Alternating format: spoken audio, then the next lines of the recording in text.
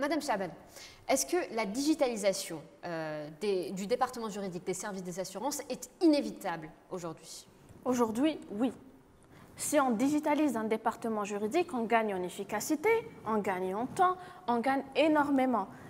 Toutefois, il y a certains aspects qu'on ne peut pas digitaliser malheureusement, de par la bureaucratie administrative, de par certaines conditions réglementaires et ou administratives.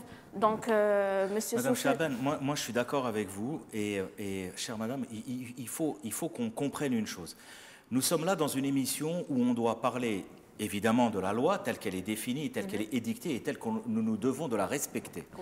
Sauf que le problème, c'est qu'il y a deux niveaux de comparaison qui sont incomparables, entre guillemets. C'est que vous avez la théorie, vous avez le terrain. Aujourd'hui, un dossier, que vous le vouliez ou non, un dossier est un dossier papier au niveau des tribunaux.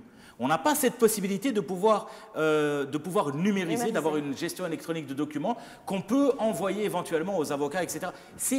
C'est juste impossible. Je vous donne un... Allez-y, madame, pardon. Quoique, il faut vraiment... Moi, j'ai été confrontée à des administrations aujourd'hui et ce qui est bien, c'est que les gens, cette culture commence à être ancrée.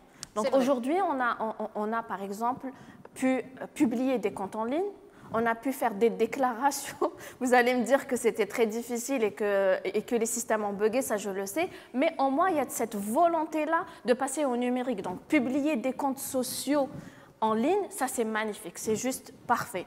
Pouvoir faire ces déclarations fiscales, sociales, peu importe, en ligne, ça c'est magnifique. Mais il faudra vraiment que les gens déjà apprennent à le faire. Et la surcharge aujourd'hui fait que les systèmes bug et qu'on se retrouve dans des situations de blocage. Mais justement, c'est des...